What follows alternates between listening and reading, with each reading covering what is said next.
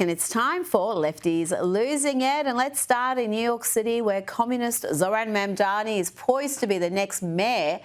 And he thought it was time to really focus on the true victims of 9/11, his family. Grab a tissue, folks. This is rather emotional. I want to use this moment to speak to the Muslims of New York City.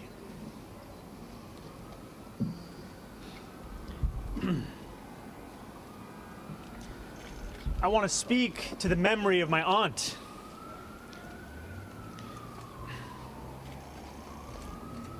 Who stopped taking the subway after September 11th because she did not feel safe in her hijab. Yeah, it's devastating, folks. It really is. I mean, his poor aunt had to take a couple of cabs. I mean, how devastating for the Mamdani family. And that's if you believe him. And frankly, I don't. After every Islamist terrorist attack, there is such a focus on stamping out Islamophobia. Yes, the leftists propping up the Islamists will come to rue that day. Let's hear now from Zohran Mamdani intern Arzu Malik, who is calling on Muslims to be gangster and jihad. And the true believer knows that none of this is in vain, that this is all jihad, that this is all ibadah, and that this is all counted for by Allah subhanahu wa ta'ala. And so the conversation of doxing, the conversation of getting arrested and suspended, I think it's time for Muslims to start to say, all right, so what? Do what you want. I'm gonna do what I gotta do, because it's about time to do that. How gangsta are you? That's just my question. How much are you willing to do it? And I know everyone has their own risk levels, but at the end of the day, that's a question to ask ourselves. How committed am I to this? To what extent of my personal material gains am I willing to sacrifice for this bigger noble cause? Let's go to another failing city, crime-riddled Chicago, which has been ruled by Democrats for decades and decades, and where the current mayor, Brandon Johnson, is triggered by factual terms like illegal immigrant. We don't have illegal aliens. I don't know if that's from some sort of sci-fi message that you wish have had. Well, listen, the legal term for my people were slaves. You want me to use that term too? So look, let's just get the language right. We're talking about undocumented individuals that are human beings. The last thing that I'm going to do is accept the type of racist, nasty language to describe human beings. Now let's have a little Hollywood input. Actress Jenna Ortega was asked about who her heroes were and gave this rather incoherent virtue signalling response. Is she okay? Who's your hero today? Well, my mom will always be a hero, but another hero of mine today, I don't know, I'm quite gravitated towards the people of Palestine and the way that they speak up, and, you know, the way that they're continuously using their voice no matter how much the world seems to ignore them. It's very important and it's very commendable, and you know, I would like to lift and raise their voices as well. Now to a rather generously proportioned woman who seems to think white people are lazy, dirty and violent. I can only hope this is a parody, a prank. Surely no one can be this boldly racist. So just white people in general, I'm tired of you mother.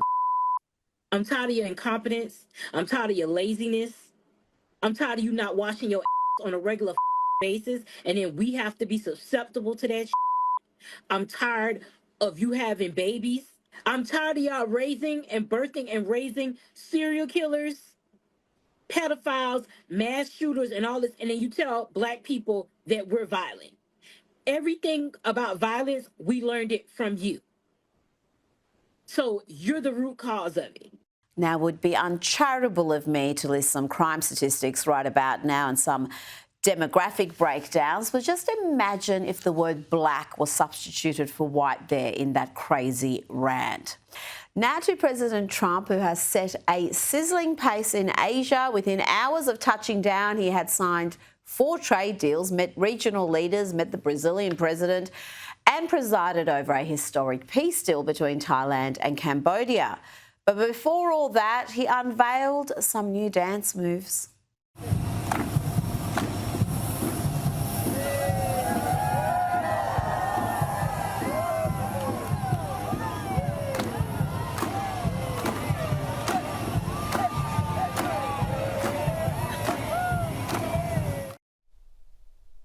It's superb. It's superb. I'm loving the group. Gab, dance with me. Don't leave me hanging. Rita, if I Gab have to, power. I've got to do it together. This is the first time I've done the Trump dance on air. I've been holding off for some time, but on your show, I'll bust out the moves.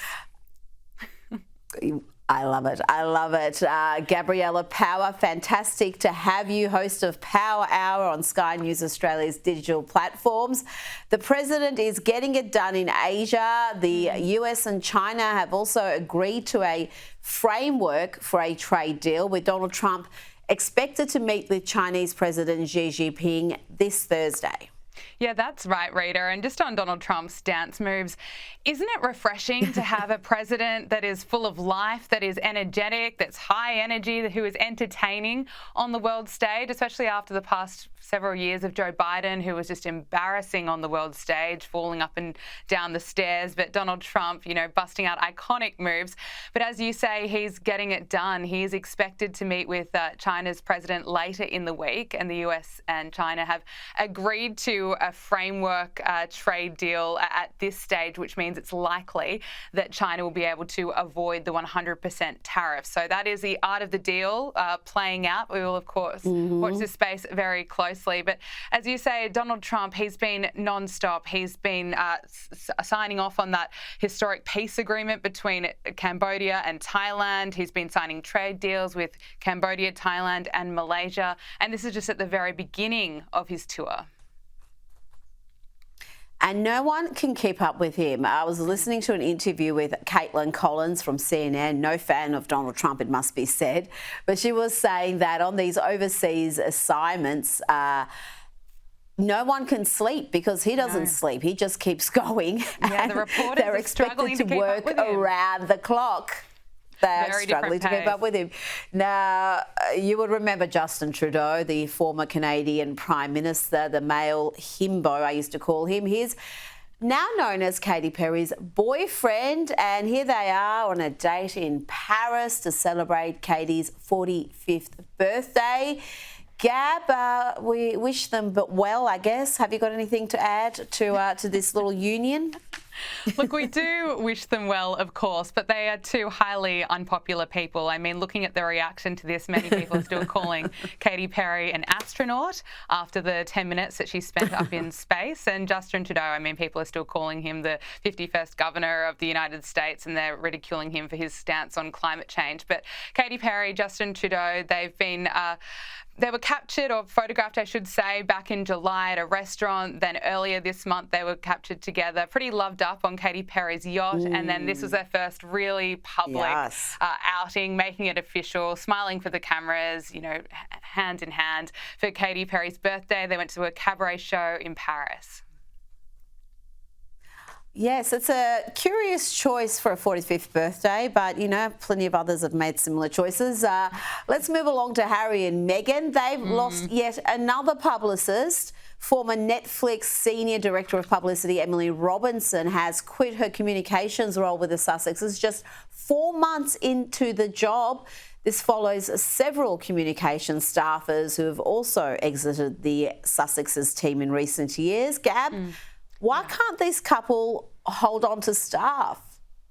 I mean, it's extraordinary. It's a revolving door when it comes to Harry and Meghan. If you look at any kind of successful organisation, any successful business, one of the key parts or something that really reflects strong leadership is if you can retain quality staff. Harry and Meghan have not been able to do that. I mean, the fact that this is the 10th publicist to go in the space of 5 years, that is extraordinary. And if you look at this communications director, Emily Robinson's career history, she's quit after 3 months. Now, previously, she's worked at NBC Universal for nearly 3 years. She's worked at other channels for several years, Netflix for reports of up to 8 years. So she's someone that clearly doesn't quit very easily. You know, she's proven to be loyal to previous companies. So sources have told outlets such as the Daily Mail she's not a quitter and things must have been horrible for her to quit. So you think about the fact that she is now the 10th person to quit in the space of 5 years.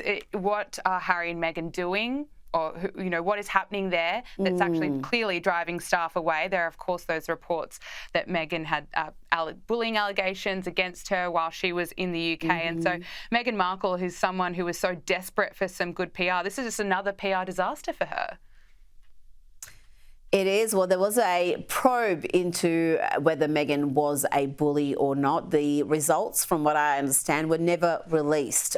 This was a palace investigation, but one day it will be, because you can never bury this sort of stuff forever. So we'll find out what really happened behind closed doors. Now, readers of the Australian newspaper have voted on the top 25 shows, TV shows of the past 25 years. And topping the list was Ted Lasso. I've got to say, I've never seen an episode, so I will plead ignorance there. Followed by Ozark, which is good value. You could argue it jumped the shark sort of deep into its last season.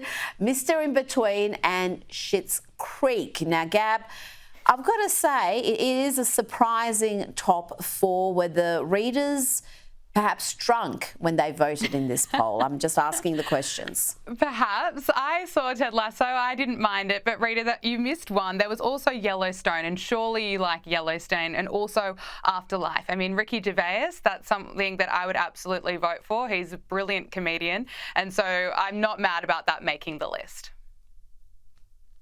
I've got to confess, I will watch Yellowstone, but it's one of the ones that's on my binge list that I haven't got to. But I did watch Landman. I binged that one, and that is brilliant. I don't know if you've seen that one, Gabby. That is No, add that one to my list. With Billy Bob Thornton. Billy Okay. Bob Thornton, Demi Moore. I guess they're the big stars in it, but it is a brilliantly written drama, and I think it's got season 2 coming up very shortly. Now, the Golden Globes has introduced a new category for podcasts, and it's already been ripped to shreds by fuming media insiders as it's an out-of-control category and a money grab. What's going on there, Gab?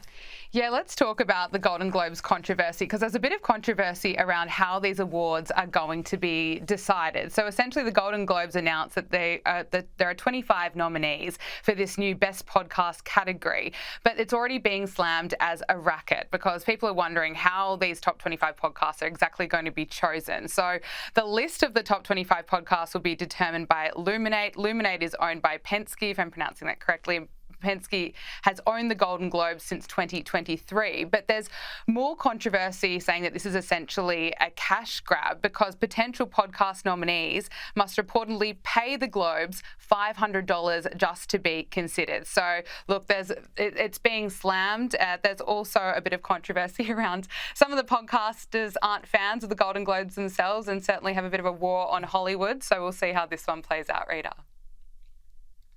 I mean, if it was a genuine category, you would have a Conservative likely win it. And can you imagine if you had someone like a Megyn Kelly giving a speech at the Golden Globes? I mean, my God, Ricky Gervais would have nothing on her. She would rip them to shreds. Or if you had, I don't know, there's so many other great podcasters who would be in contention if it was a genuine category, but I've got a feeling it's not. Now, before you go, sorry, go on. You look at the podcasters, and the Conservatives are just absolutely dominating that space. When you've got Megyn Kelly, you've got Tucker Carlson, you've got Joe Rogan. It's where Donald Trump spent 3 hours of his time, with Joe Rogan, with Theo Von, with some really big podcasters, and it potentially helped him get elected. It's where people are listening. People are certainly listening to Conservative voices on there, but not sure about the Golden Globes category, that's for sure. Absolutely. Now, before you go, we have to have some Kardashian input into this segment. Kim Kardashian has defended her 12-year-old daughter North West's fake face tattoos and piercings, and she's also got the, I think, blue hair at the moment, after the child posted videos featuring this bold new look on TikTok. Gab, Kanye has, I think, posted about this as well. He's not happy, but then his own output on social media is hardly an example for North to follow. No, Kanye's example on social media is absolutely appalling. But as you say, Kim Kardashian has come to her daughter's defense here, because outlets have shared that TikTok and written articles saying that really fans are concerned when she was seen on TikTok with the blue hair, the piercings, the tattoos. You know, some people find that a little bit shocking, but Kim Kardashian has slammed Daily Mail, saying this is such a non-issue, and plenty of fans have backed Kim Kardashian, saying, look, she's just going through a teenage phase and give her a bit of space. Well, she may be going through a teenage phase, but she's not a teenager yet. But yeah, maybe she's an early bloomer out northwest. Gabriella Power, thanks so much for your time. Thanks, Rita.